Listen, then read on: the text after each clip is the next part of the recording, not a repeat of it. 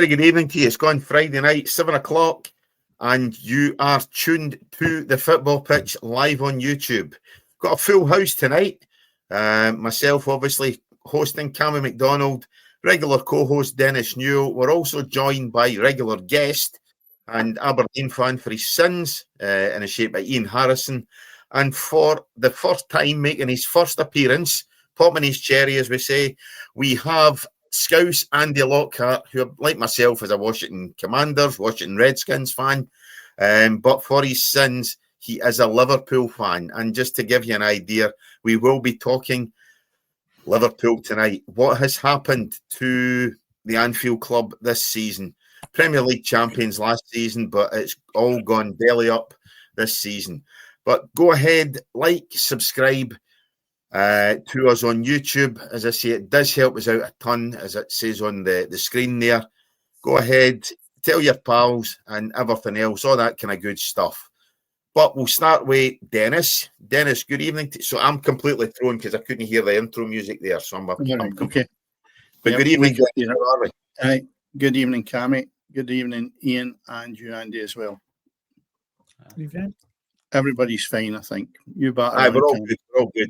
Right, so we will start at Anfield, Scouse. Like, get you in bright and early tonight. Okay. Liverpool last season, I think, surprised everyone. The manner they won the Premier League, obviously, Arne Slot's debut season, they were absolutely outstanding. Slot doing it, obviously, with Klopp's team from the previous season. This year, he's gone ahead. He's brought in his own players. He's definitely got his own squad. He's went out and spent an absolute fortune. Brought in Isak from Newcastle. But it's all gone belly up. Cannot buy a win. Cannot win at Anfield. European night the other night, absolutely dreadful. Losing 3-0 to Forest at the weekend. And to top it all, mate, you're a Washington fan as well. So everything's going tits up for you just now, mate. But what's going wrong at Anfield? I mean, can we go back to last year, please? Because this is an absolute joke. And I'm also watching them good last year as well. So I had a good last year. This season, not awful, man. Yeah, completely different. I think there's a lot going on at Anfield. I think there's a lot of player power. I think there's a lot of egos in that dressing room now, which I don't think were there until these new signings have showed up. Yep. I don't think Isak has helped at all. I don't mean just on the field. I mean, like just in the dressing room. I think him and Ekitike just don't get on. And because Ekitike, well, as he came in, now Isak's coming to try and take his place. You know what I mean? So already it's an instant, button heads already. And Slot, we've lost 9 of the last 12 games. Yep. Last time we did that was in the 50s. So, it's kind of a long time ago since we've been dealing with that kind of crap.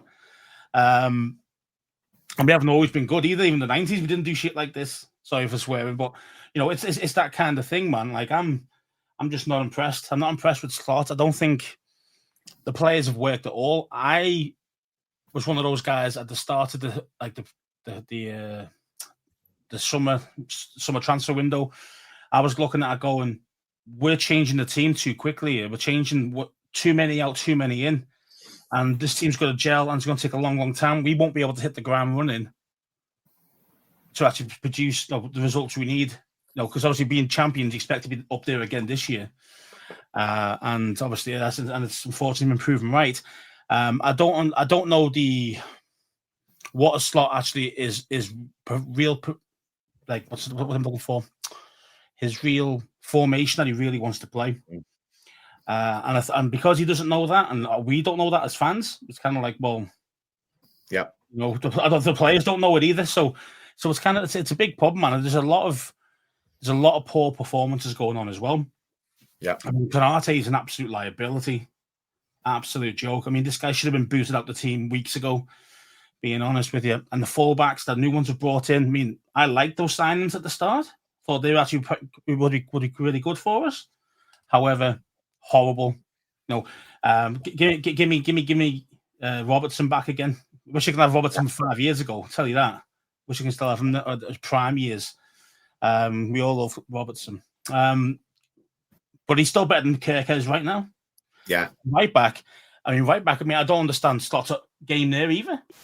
it's kind of like he spends 30 odd million on Frimpong, but he's got Brad, and then he signs Bradley to a new long-term deal, but then doesn't want to play any of them when they're available. Yeah, he wants to play Sly there instead. Yeah, it should make sense. It's like, what are you doing, bro? So it's I mean, I think he's losing the plot. I really do, and I think he's that close to being printed out. I really do. Yeah, I mean, we've got a regular contributor in the shape of Graham Duffy, and Graham's basically saying, I'll bring it back up on the screen again. He's saying they're not making excuses, and there is a lot wrong right now, but he's saying obviously the loss of Jota is having a huge impact. Obviously, you're hearing his song every 20 minutes or so, and it's going to be emotional, so you can understand that. This is a Jota jersey as well. Yeah. I mean, that's horrible. I mean, we weren't expecting that, and plus he was one of the life and souls of the party. He was one of those guys that everybody loved. He wasn't one of those dicks. And the only reason why he was driving in the first place because he had a minor surgery that didn't allow him to fly home. So he thought, I don't want to miss training. So he took a nice car, Lamborghini drive, unfortunately. But the thing is, though, I know it's horrible, but we still won the first 5 games of the season. Yeah. And that's where it's at its most raw. So it's kind of like, well, what happened there? Like, we weren't great in those games, don't get me wrong. Like, we nicked those games big time. We probably deserved to win maybe one of them out of those 5, but we ended up getting 5 out of 5. Mm-hmm. So I was thinking, okay, this is the rough period, and we're going to keep going on to win. But no, we've lost 9 of the last 12 games, man. Yeah. But Dennis, you look at it there, and Graham, as I say, I agree about what Graham says, though, but about Jota, I do agree with that. Yeah. Yeah, I mean, Graham's obviously saying there as well, too many players have lost form. Ganate's been awful all season. The only player who's playing at a high level is Szoboszlai, and the other night he looked good, from the highlights that I watched, he definitely did. Ganate is, as they're saying, he was a bomb scare at the back. The liability, an absolute liability. To be fair, he's been not great even last season. He wasn't good. It's just that we kind of covered for him quite well. Yeah, Van Dijk was in a lot better form than he is now. And don't forget, we keep thinking about this. Van Dijk's old now. He's 33, 34. He's not going to be the same player as he was, 6-7 years ago. So we expect him to be able to run, still play the high lines when you've got an idiot like Konate next to you. I mean, it's a bit like, well, it's only so much a man can do, Yeah. Yeah. I mean, Dennis, obviously, I know you've got a fond spot for Liverpool, a bit of fondness for Liverpool for the 70s and 80s. But the slide, Dennis, has been absolutely alarming. And I mean, you're listening to Andy there, who's obviously a fan. The comments Graham's putting on in terms of his contributions, which we obviously thank you for a great deal, Graham. It's great for you getting involved in the show. But, Dennis, it's alarming, The slide just, you can't blame it on one thing, and I don't necessarily think you can blame it on the loss of Jota, as a big impact in the dressing room, but he's brought in too many players for it to have a massive impact, Dennis. Yeah. He spent £450 million in the summer, and he spent £125 million on Isaac, and is the worst run they've had in 71 years. More or less expanding, just a bit more detail than Andy there. The fact of the matter is that the first year we sung his praises because we actually felt that Slot was just not tinkering with it. What's not broken, don't try and fix it. And he ran through the season, not alternate, letting the players go out, just bedding his cell in nicely. Now, the second season, you then start to look at his team.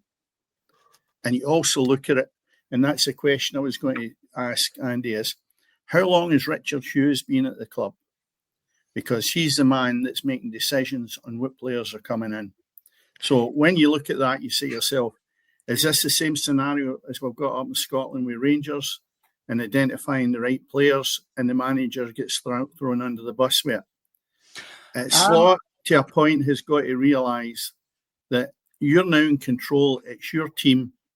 The days are gone by where Klopp had just, it kept going. You had Mo Salah went off, players have left, Andy Robertson was left out, and it just it disintegrated slowly but surely, well before the £450 million was spent, to be perfectly honest. And then Isaac came in, and the way that deal was done was a total shambles. So there's a lot wrong with it, and that's why I'm asking about Richard Hughes. How long has he been there? Because rather than just having a go at the manager, you've got to look further up the ladder to see where the signings are being made, who authorised them, and how much knowledge have they actually got with previous players. Was he around when Salah and people like that were being signed, or is he fairly new to the club? See, now Richard Hughes, this is his second stint at Liverpool. Right. He did the same job for about 5 years, I think, near the start of Klopp's era. So he was there for the Salah and all those guys. But then I think him and Klopp had a falling out. Klopp wanted to kind of run the whole show. He wanted to sign every single player that was his own and all the rest of it. So Richard left. And he went to Bournemouth, I think, then for about 3 years. That's why he knows Kirk. That's why we keep stealing all Bournemouth's players.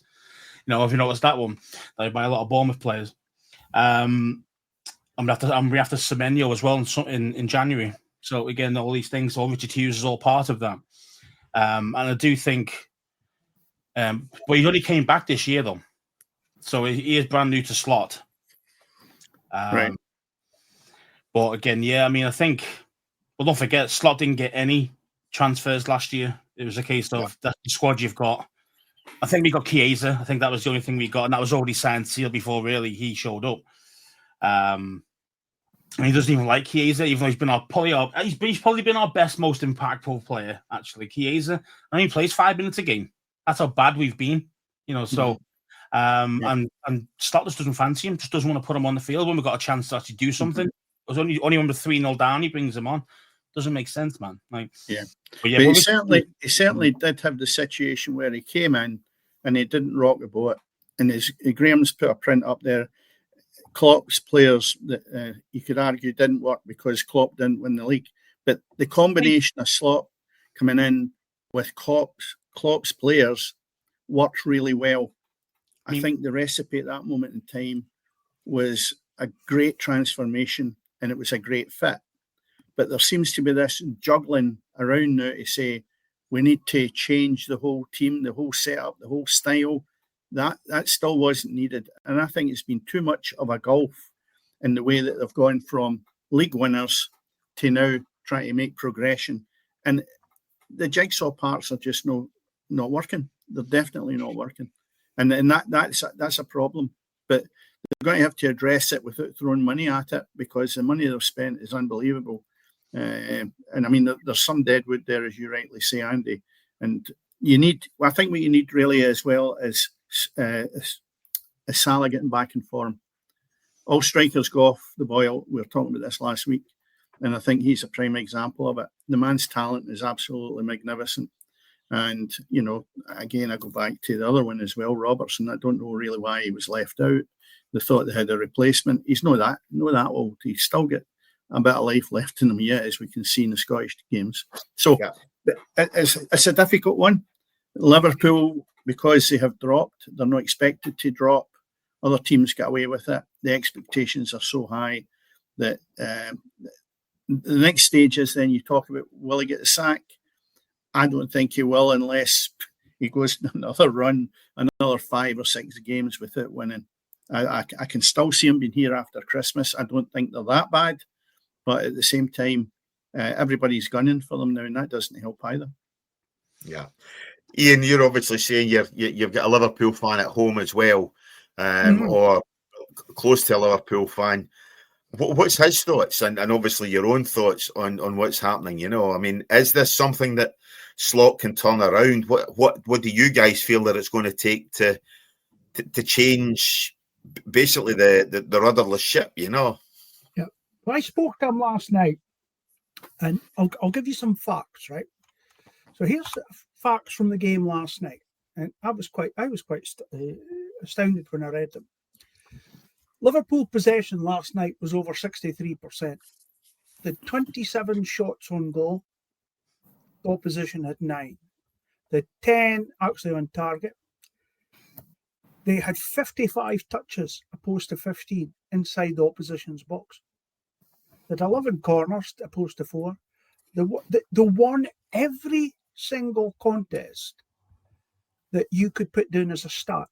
Now, if I told you that was a stats, right, but I didn't tell you the score, who would you have thought would have won? And there's no way I would have thought a team would have lost 4-1 with that kind of stats. You can go through all the stats you want on that, and there's no way. So they're creating the chances, they're just not taking them. They're winning the aerial duels, okay, and they're getting caught at the back, right? And that's a problem. Now, last year, Osmond, that's my son-in-law, he turned around and said, "You're Scotland captain. He's no use. We need rid of him. He's too slow. He makes too many mistakes. He is the problem in Liverpool's back four." And that was last year. And Osmond wasn't the only one to say that. There was quite a few saying the same thing. So, give him his due. The manager reacted, and he brought a player in who he thought was the right player. Now, obviously, he's not fitting in at the moment. Most of the mistakes he's made, the ones that have been highly profiled, have led to a goal or whatever. But they are still having one or two problems at the back. That's where they need to start. And he agreed. He says that the last thing they ever thought was they would have to sort out the back four. But that looks as if where the problem is. Now, is it the back four, or are they not getting the right support from the midfield? Yeah. It's hard to say. The engine house is probably not working as well as possibly it should be. It depends on the actual setup that he's adopting at the moment. But they're still involved in very entertaining games, but it just seems to be going the wrong way. I agree. Salah's gone off the boil. He's maybe of an age that he ain't going to come back on. I mean, that's worst case scenario. He may not get back there. But I think the point that you made right at the very start is the egos in a club. And it just goes to show you can have as many world-class players in the team. It happened to Real Madrid about 10, 15 years ago. But they had 11 players that basically didn't like each other. And their form dipped incredibly. And if I remember right, it was Mourinho was a fall guy for it all. He ended up having to take it because the dressing room was split between Portuguese players and basically Spanish players, and they hated each other. They couldn't get on. Therefore, didn't play as a team. Now, I'm not saying that's happening at Liverpool at the moment, but the things that you're reading about, I mean, if I was a player there, I mean, one, you'd be absolutely amazed that you are there and you're earning the money that you're earning. And if somebody comes in to contest you for a position, does it not just inspire you to play better? Instead of should do, yeah. That's it. No. So I think it's the players themselves that need a good shake-up. Andy, Graham's made a point, and he actually just preempted what I was going to ask next. How much of a miss is Trent? You know, in terms of, you're talking about the loss of form of Robertson, you're talking about the fact that Van Dijk's not getting any younger, Salah's not getting any younger. Obviously, the sad passing of Jota.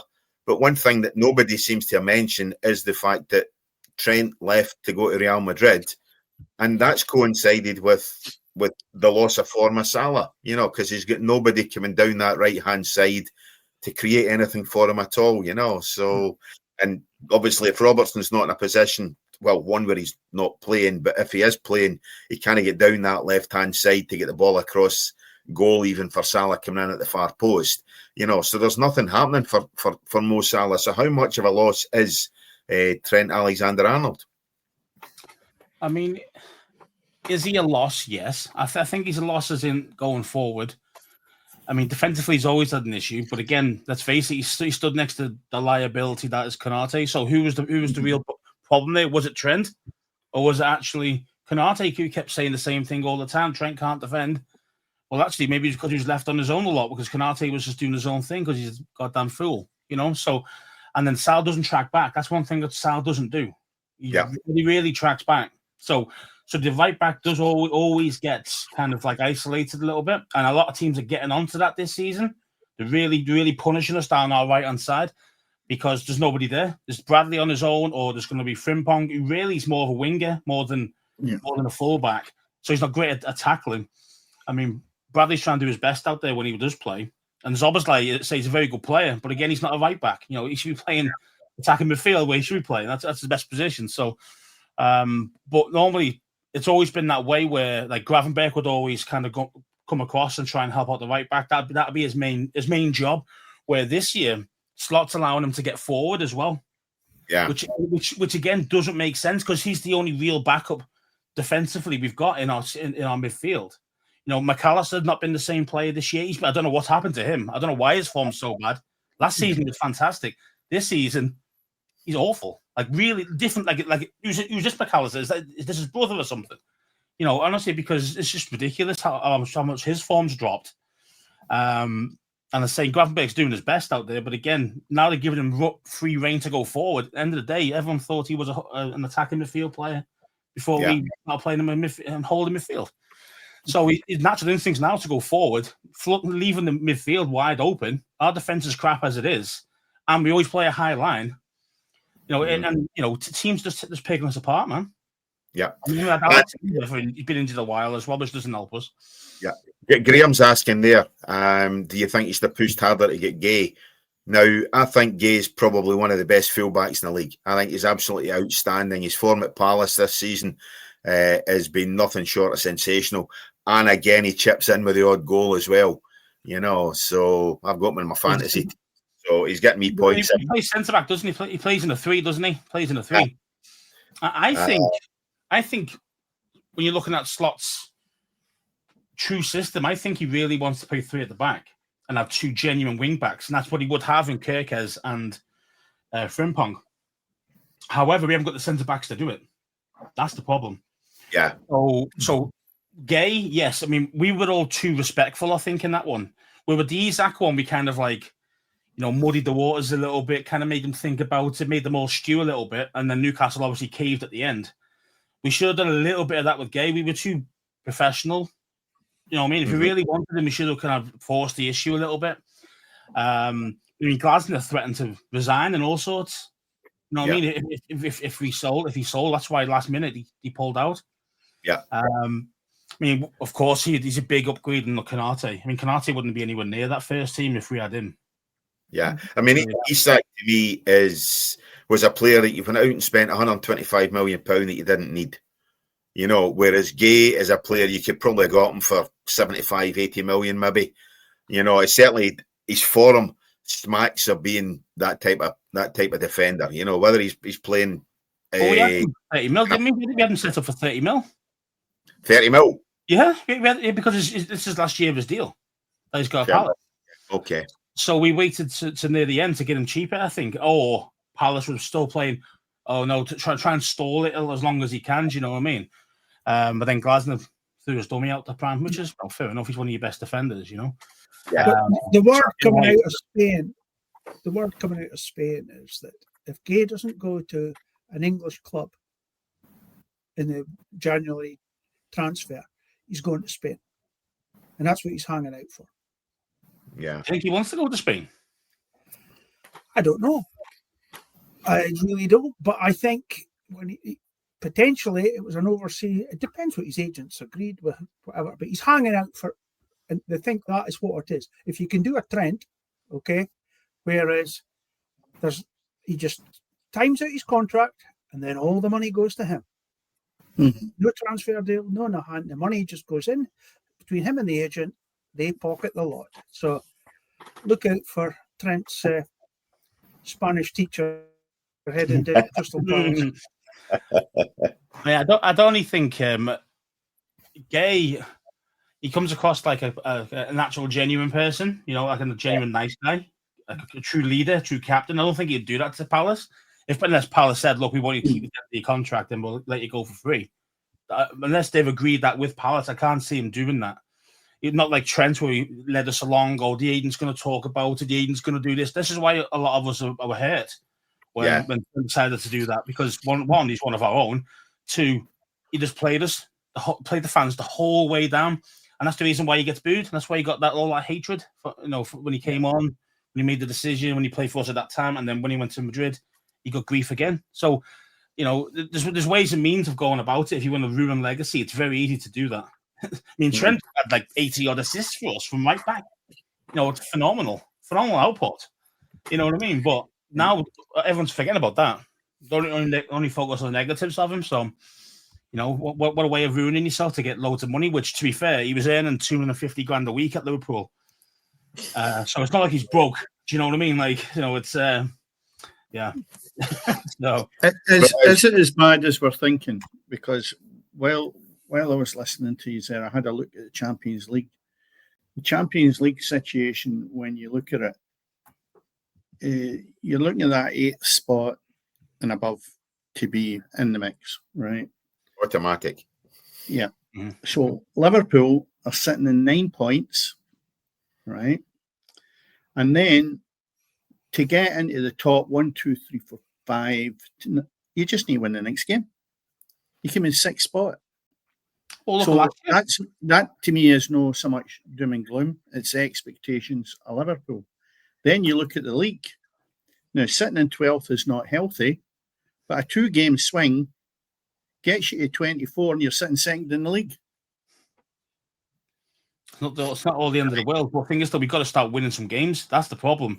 And I know that. We're not seeing any improvement. Worse. It's getting worse. That's the problem.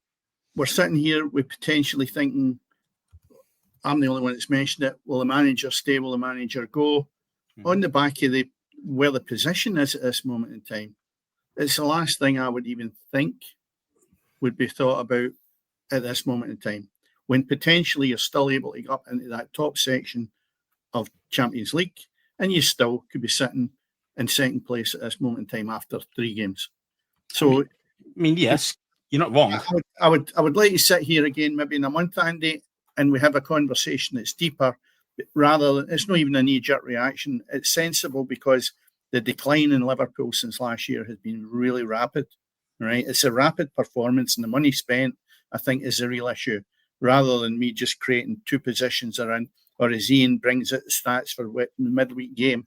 I think they don't look that bad. But I think you know how good they can be. We have 20 shots a game. Problem is we're shooting from 35 yards, so keepers are making easy saves. Mm-hmm. And when we try and get actually kind of close to the area, it gets blocked. You know what I mean? They're just defenders are defending better. So it's not like their keepers are playing outstanding and have man of the match games every week. Sometimes they do, but most of the time they're not. And it's just our poor finishing, and it's just like we're very ball greedy. Like you watch our team play. What you see. You see our inside forwards, so Salah, and you got Gakpo on the other side. Mostly, what do? They cut it and hit it. That's all they do all the time. Like, they don't actually try and do any 1-2s, anything kind of around the corner, anything down the line. Wait for the fullbacks to get there, because that's what Kirkers and Robertson are good at, getting forward. And yet, you don't wait for them to get there. Then you just start doing the wrong thing, and that's the problem. When you're not working as a true team with good cohesion, you're going to get problems, and changing the team so vastly as well. That's on Slot, and also it's up to him to get these guys playing together and all singing from the same hymn sheet. And he's not been able to do that, as you say. Mm-hmm. When he first walked in, he was very smart. He didn't change a lot. He kept the 4-3-3 the way Klopp had it, but then he made slight subtle changes. And what he was really good at was second half adjustments, because even that season when we walked the league, we struggled in the first half, many games, but then he'd do a slight tactical tweak and it worked every single time. And I think, this guy's a genius. Do you know what I mean? And obviously it all went well and we kicked ass, and then we won the league by March. Mm-hmm. Then he went DJing in Ibiza. Slot did. That's the manager doing that. So these are the kind of things you're thinking. Wait there, Mo. If your manager's doing that, then what the players going to be doing on the side when they're not actually? And that's why we lost the last 5 games of the season, because we already won the league. Yeah, he got the best out of Gravenberch last season as well. That was something else. He managed to get a bit of form out of Gravenberch, which is something that Klopp struggled a little bit with that, and Klopp couldn't get that. So he got that. Obviously, Szoboszlai's been decent as well this season, as we say. But beyond that, there ain't a great deal happening, So he looked really good for the first 5-6 games, and then Isaac came in and his forms fell off. So I don't know what's going on. Yeah, and Isaac's not playing well. Salah's not playing well. So it smacks he's a manager who's had too much money to spend, hasn't known where to spend it, and basically frittered away a hell of a lot of money. Now, whether that's Richard Hughes, Dennis, as you say, or whether, as I say, it's a slot saying, look what I've done last season, we're going to need to strengthen and push on, which they certainly haven't done so, but FSG have always been part of analytics. Yeah. Heavily into it. So they prefer to buy a younger guy for big money and have him for 4 or 5 years. And, if keep him great, or we sell him at that point, and hopefully make more money back on the guy. Yeah. So that's the kind of most of the players we bought this year have been like that. The younger guys, they're 22, 23 years old. There's no one older than that really that we were signing. Which again, that's what you want. You want a guy that you buy a player, you want him to be there for 3, 4, 5, 6 years onwards. As long as they're good enough. That's the whole point. So Richard Hughes is all part of that, 100%. Graham made a point earlier when he mentioned, is it Chiesa? Chiesa. Anytime I've watched him, he's come on as a sub or wherever he's come on, he's made things happen. Yeah, but he looks better. He never seems to get a start. Now, do you persevere with players that are out of form, or do you just say, boys, you just need to sit the sideline because I do have an option? But at the moment, it's almost like he's too scared to drop them.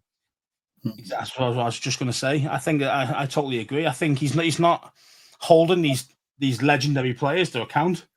Van Dijk is not doing the business.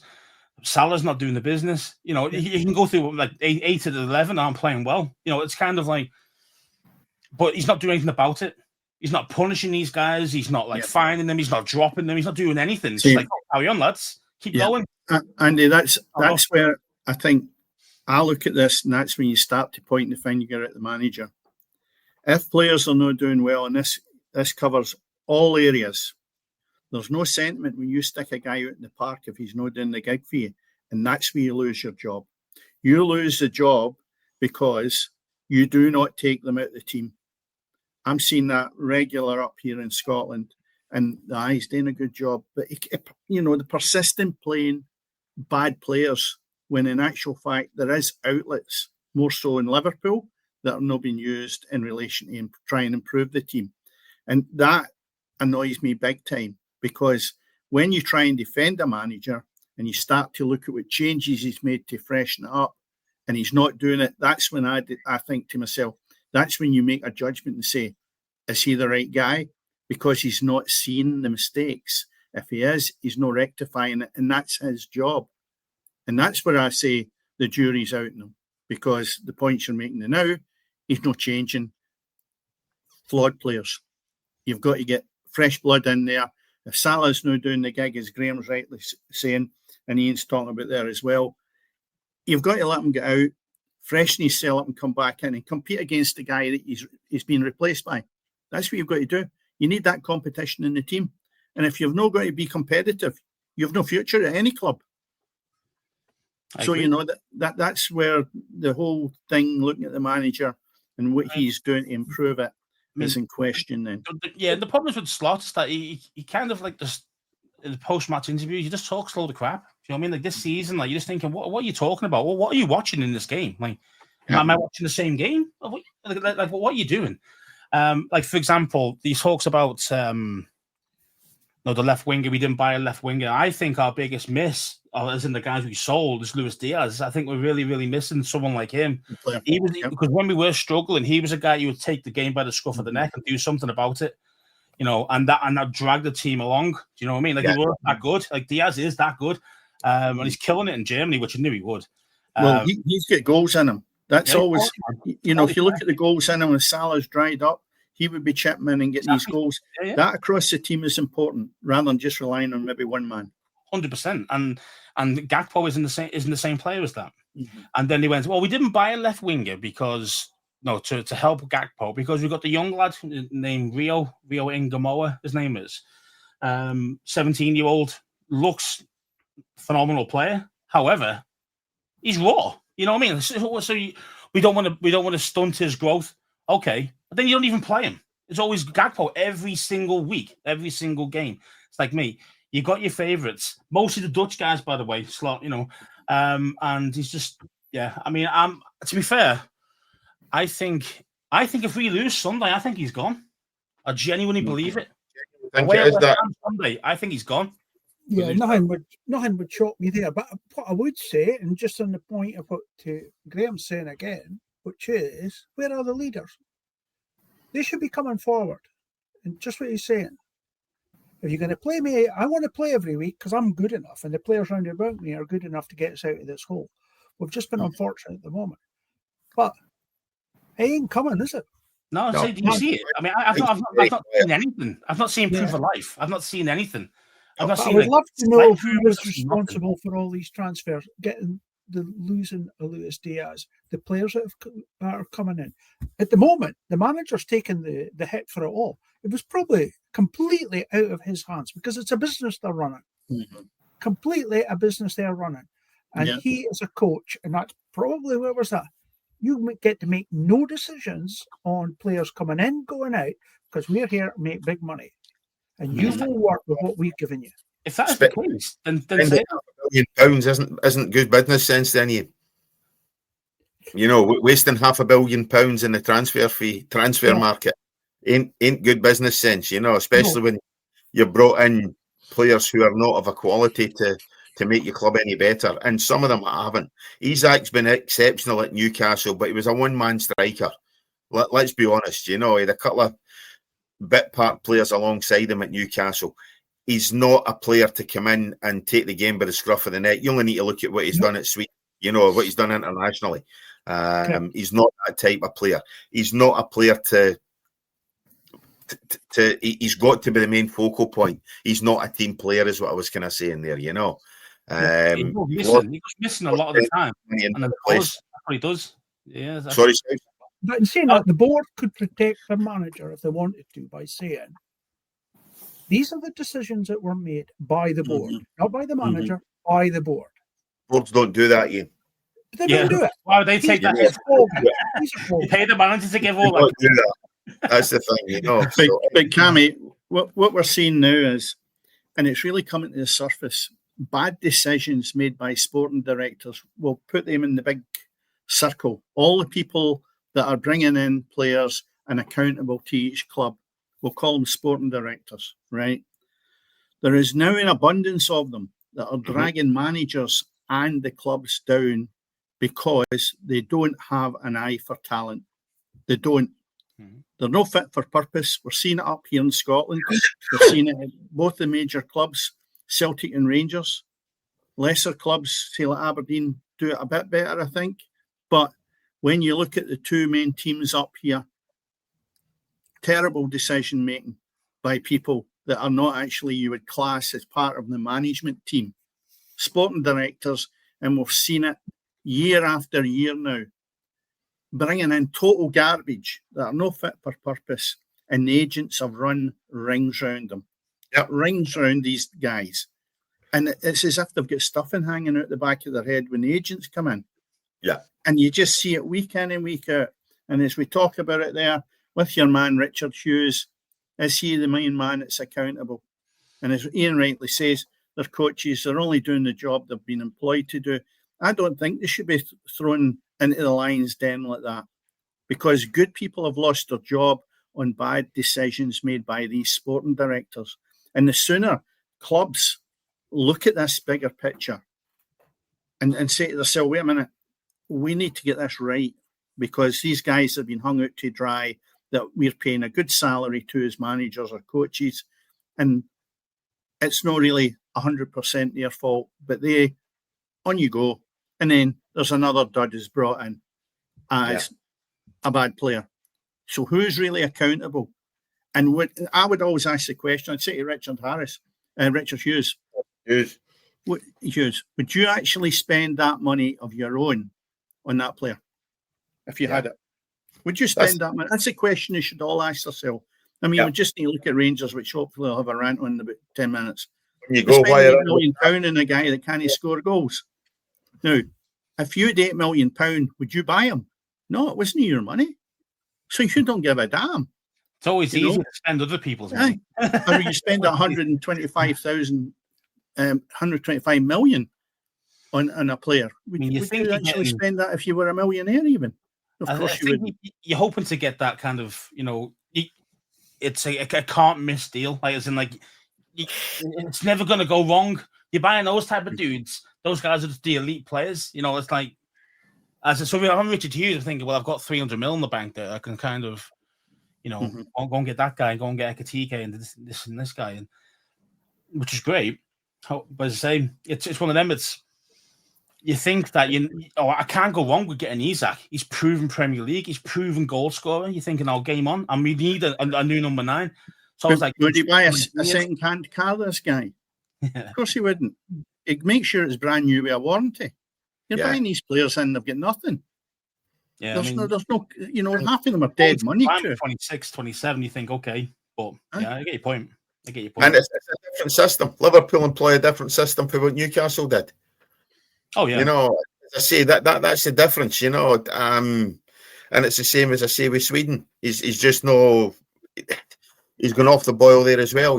So I mean, he was outstanding last year at Newcastle. Let's not take that away from him. He was absolutely fantastic. Scored a hell of a lot of goals, looked good doing it. And led the line really, really well for them. But it's a different system that they employ at Liverpool. That it is almost the 3 up front, for what I've been watching, and Newcastle just didn't do that. He led the line himself. He was the sole focus. Mm-hmm. And I don't think he can be, I hesitate to say a team player, but I don't think he plays well with other players around him. That's the difference, and when you look at that, it's all one turning and saying, well, we'll spend X amount of million on him, he's a great player. We'll spend X amount on him, he's a great player. If you cannot adapt your style of play to the system that club plays, as Isak patently can't, then you're not going to be a success, And that's where Dennis will agree with you on sporting directors. Sporting directors are only looking at saying, right, well, we'll bring him in, he's a great player. We'll bring him in, he's a great player. But if you do not play the style of football that the manager wants, that doesn't matter how good you are, And I think as well with Liverpool, like, they've definitely changed the intensity, the tempo of how they play. Graham mentioned that earlier on. We're very controlled now. We're very like City-esque, pass the ball around forever. We're not that type of team. Klopp made us that, heavy metal, 100 mile an hour, end to end. Yeah. Our best games this season, we played similar way of that way in 2 games this year, and that was Villa and Real Madrid, and we won those games. That old school 4-3-3 Klopp style type of play, high intensity, high press all day. That's how we should be playing, but no, we pass it around all day. And teams now are so smart, they just go, oh, well, I'll leave that to Konate because he can't pass the ball more than 5 yards. So it's like, so it breaks down, because what happens then is that, well, what's he do with the ball? He panics. He just passes it back to the keeper. Keeper boots it long. It's like, well, that's not good. That's not very good. No, there's Konate plays like a Skoda when Liverpool needs a Ferrari. There you are. You see it breaks down. But you just look at it and it breaks down. Exactly, that's what he is. It's I genuinely believe if that young Italian fella didn't get hurt in his first game, I think he'd be playing now ahead of Konate. Leone, his name is 18-year-old. I really do believe he'd be playing ahead of Konate because he's a joker. He's an happy joker. His head's been turned by Real Madrid, and then all of a sudden Real Madrid come out today and say, we're not interested in signing you, mate. Right. That's for 2 years they made him wait down his contract like Trent. And now it's like, oh no, you're playing like shit, we don't want you. Yeah. Do you know what I mean? So it's like now he's in limbo a little bit, so we'll see how it goes with him. Yeah. Well, that's 45 minutes on the perils of what's happening in Merseyside and Liverpool. Bringing it back to Merseyside, Dennis, you talked earlier on about the Rangers not being able to sign a striker. Signing Chimiti, who's scored. Let's be fair, Scouse has scored more goals recently than what Chimiti has in the last 5 seasons. So ex-Everton player. Thelwell brings him in from Everton. There have been accusations of cash for the boys and whatever else, looking out for what he's done previously. Rangers at long last saw the light and got rid of, during the week, Thelwell and Patrick Stewart. Both have departed from the club. You touched on it earlier on, talking about sporting directors. Rangers at long last have got rid of these two. Number one, who did they bring in? And two, why the hell did they wait so long? Because they're going to have to get something sorted before the next transfer window and try and weed some of that dead wood out of Ibrox. There is real chopping it all bloody down, but I mean, they need to get rid of it quickly. Who actually brought them in? Who was it brought that to in? There's a good question, Ian, because I start to look at the top of the tree and I go, you should be accountable as well. Yeah. Andy, you have indeed. Boris is just asking there, as he missed the Liverpool back. Yeah, it's just finished there, mate. We're on to talk about how lousy Rangers are, Andy. She can stick around for that, you know what I mean? So there we go. Sorry, Ian, you were saying there. No, it was just often was told not the person that did the job, but the guy that brought him in to do it, because he obviously thought he was good.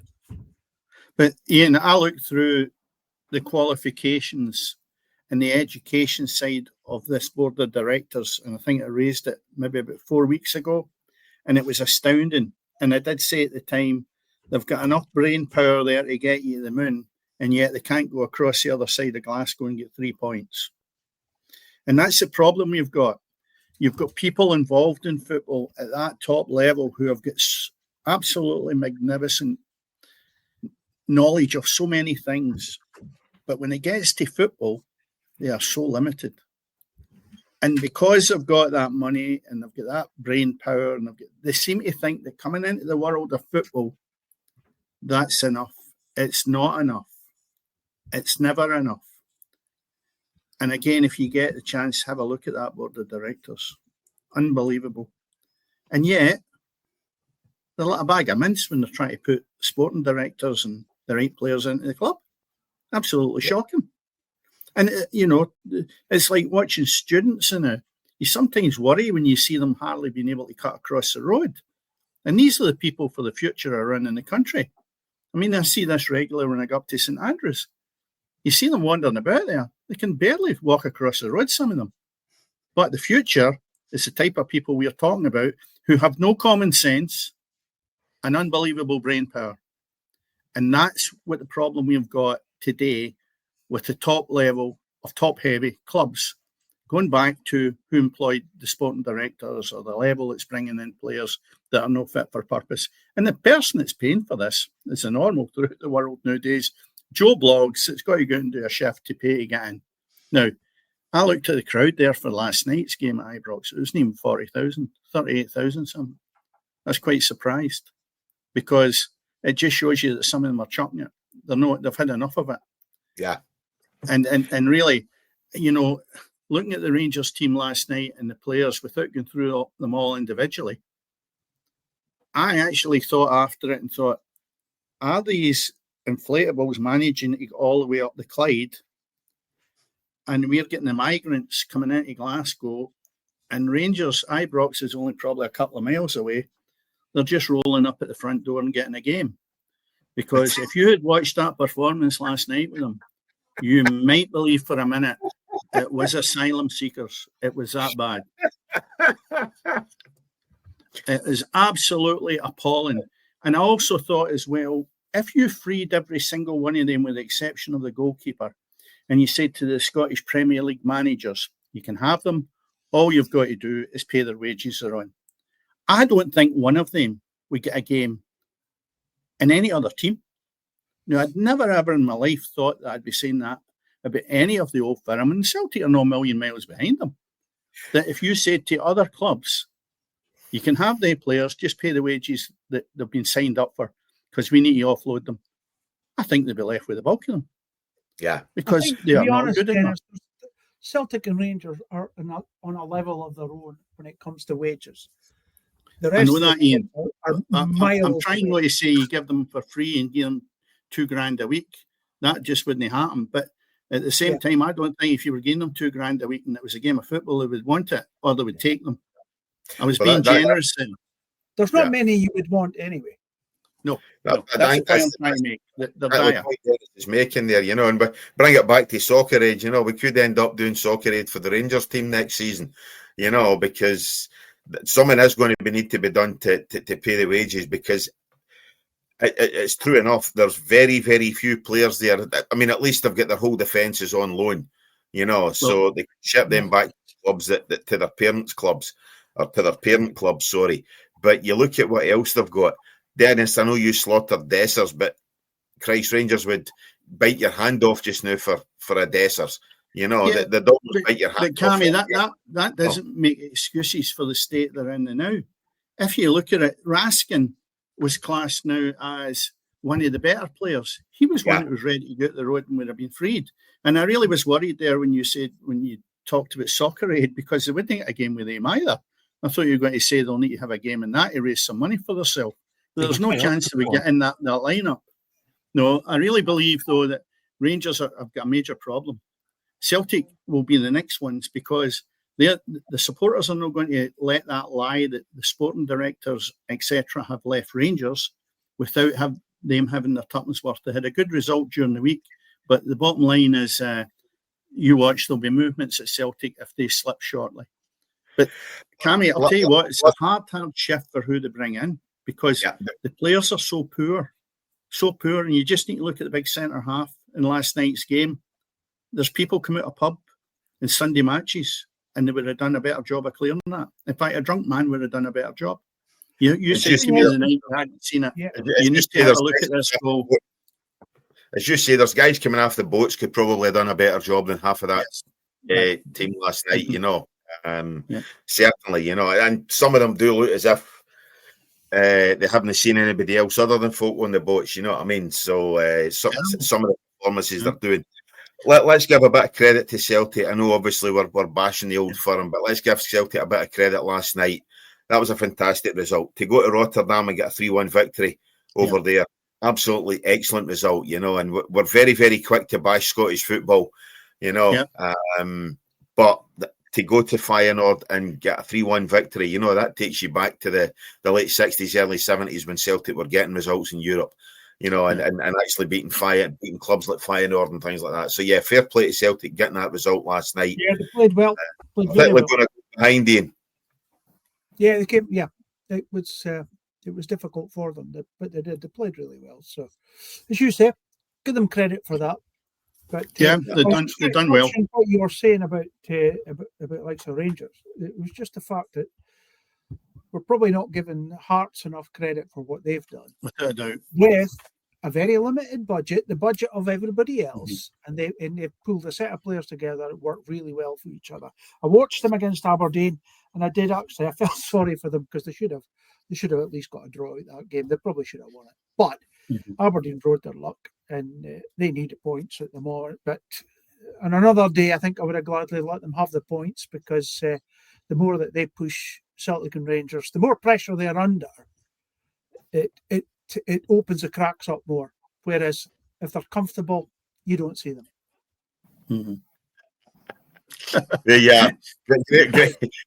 Graham's almost saying there, I wish the hell we had got the points last week, you know what I mean? But Graham, it's been a rougher month for you the last wee while, obviously Hearts' form since they beat Celtic has dropped a wee bit. It's dropped a wee bit. I've just seen the next comment is coming up. It has dropped a wee bit, Graham, and obviously your Liverpool are not doing so well either, as we've discussed. But the one thing is, I think obviously Hearts can turn it around for sure, And Ian, you're right. Their form this season has been nothing short of sensational. I'm saying they've dipped, I mean, that's their first loss this season in the league. But obviously they've had a couple of draws, St Mirren, but Hearts have been nothing short of sensational, and the longer they can keep it going, the better for sure. The better for Scottish football. That's for definite, Dennis.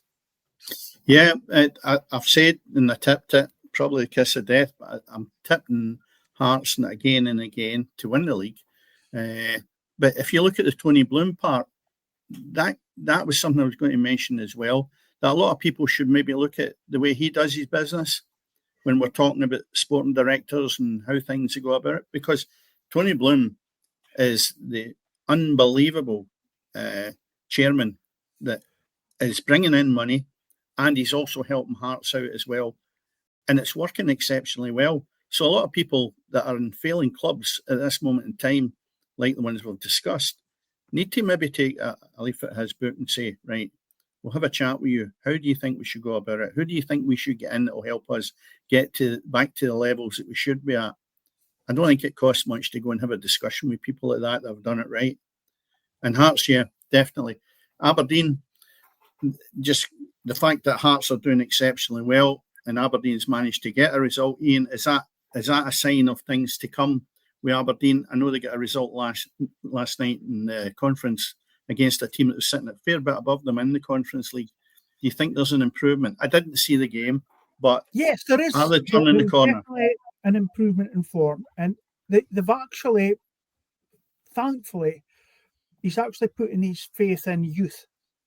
He's got a centre half there. I think Jack Milne, I believe his name is, just a young lad. His confidence is growing all the time, and he looks like he's a local lad, and he looks like a player that can suit him. He could sit in the back four quite happily. He's got that bit of pace.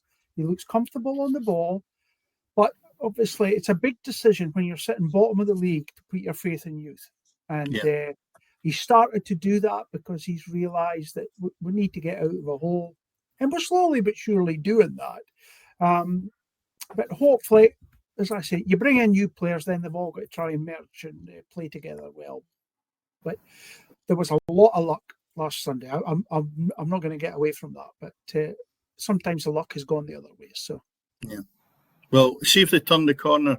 They've got Livingston away on Sunday, so it'll be interesting to see if they can get over that hurdle now and go and beat Livingston, and maybe that's a sign of them making a bit more progression. I mean, it was a god awful day weather-wise in Aberdeen, and they still got just under 18,000 turning up. So the support is still with them. No, last week. Sorry, yes, the last game. Sorry, yes, and they got a good support. So the support's still with them. The away support as well. So, Yeah. Well, moving away and looking at the fixtures over the weekend, when we look at the English Premier League tomorrow, 5 games on, Brentford at home to Burnley. Not necessarily going to be many tuning into that one. I want to go along and see that. Manchester City at home to Leeds United. Sunderland, the surprise team so far this season, even though they lost last week, they're at home to Bournemouth. And then you've got 2 late kickoffs. Everton, fresh for their victory over Manchester United during last Monday night, which really snookered up my fantasy team. But they're at home to Newcastle United, and you've got Spurs at home to Fulham as well. When we move into Sunday in the English Premier League, it's Palace against Manchester United in the 12 o'clock kickoff. That is going to be an absolute cracker, and I cannot believe that's not on the TV. You've got Villa against Wolves, Forest at home to Brighton, West Ham United taking on Liverpool in the game we mentioned. And Super Sunday sees my tips for the title now, who I think I mentioned last week, or my tips to run Arsenal closest, as I say, is going to be Chelsea, and they're actually at home to Arsenal, and that should be an absolute belter tomorrow, guys. I don't think there's a game there that you'd comfortably... Sunday, Cammy, Sunday. Aye, that's what I sorry, did not say sorry, Sunday, yeah. If I said tomorrow, I did mean Sunday. When we move into the Premiership tomorrow, it's Dundee against Spurs. Killie against Dundee United is the late game, and another 3 o'clock kickoff, and I think that will tell us a lot about Hearts. You had them on the show a couple of weeks ago, guests for both sides, Dennis. You've got Motherwell at home to Hearts. In the 3 o'clock game tomorrow at Fir Park. And again, that's going to be an absolute cracking game there. I know, unfortunately, I don't think Graham can get along to that. And Mr. Toner's managed to get hospitality tickets for that game. So that should be an absolute cracking game tomorrow. It should be a good one. And I think, as Graham himself said, that will tell you a lot about Hearts if they can move on from where they were last week. From obviously that loss to Aberdeen. The Premier League tomorrow and Sunday sees Hibs at home to Celtic, Rangers at home to Falkirk. Falkirk's side who have hit some really good form. Unbelievable. Livingston at home to Aberdeen. Other games tomorrow, Dennis. We've got the Scottish Cup back tomorrow. I'm just clicking back. So games there tomorrow. You've got Airdrie against Hamilton, Annan against Bucky, Ayr United against Turriff, Banks of D against Ross County. Scouts, you try and stay awake while I'm going through some of these teams, mate. Don't think how many points they're going to get. Travel game. You've got Benburb against Montrose, Bonnyrigg Rose against Spartans. Game I might actually go along to tomorrow. You get Camelin Juniors at home to Edinburgh City. Dumbarton against Auchinleck Talbot. Dunfermline against Queen of the South. East Fife or Broth. Does this ever end? Elgin City against Stirling Albion. Forfar against Thistle. Kelty Hearts against Brechin. Peterhead against Morton. Morton's side now managed by Billy Davis as Dougie Emery moved on to Wraith Rovers against Alloa, where obviously Dougie's gone. That's right. Andy Millen. Andy Millen's joined them as well. It's Andy joined them as well. Brilliant. Yes. Good to see the two after the shit that Andy went through at Morton. Johnson at home at Cove Rangers. Steny against Clack. Stranraer against Clydebank, and Trinant Juniors taking on Inverness. That's good news about Andy. I'm really, really happy for him. That's great. And it just goes to show that obviously what happened to him had absolutely nothing to do with Dougie Emery. You know, the fact that the two of them are reuniting together.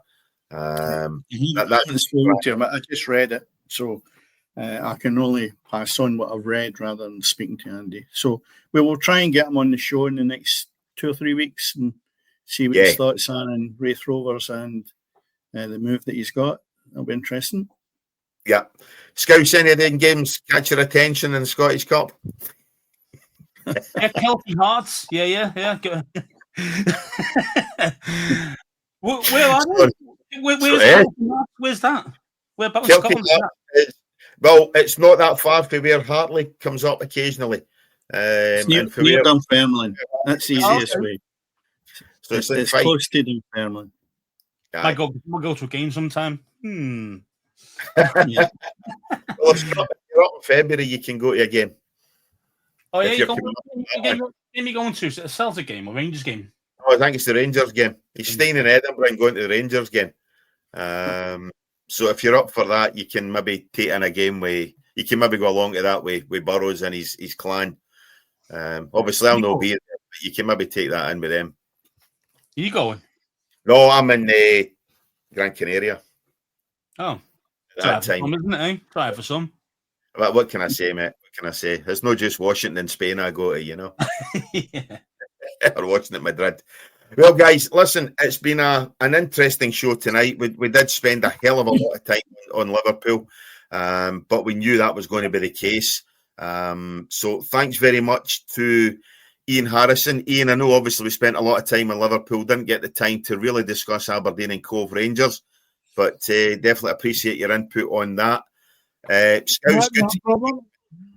I did promise you at some point in time I'd get you on, you know what I mean? So under the threat of an absolute pasting the next time I saw you, definitely did say we were going to get you on. So thanks very much for your input. And as I say, Liverpool, it was, to me, the big talking point of the week is the decline of the Anfield club. And Dennis, thanks as always, mate. Yeah, cheers. Thanks for having me on, guys. Nice to see you, Andy. And you as well, Ian. Yeah, Andy, nice talking to you. Yeah.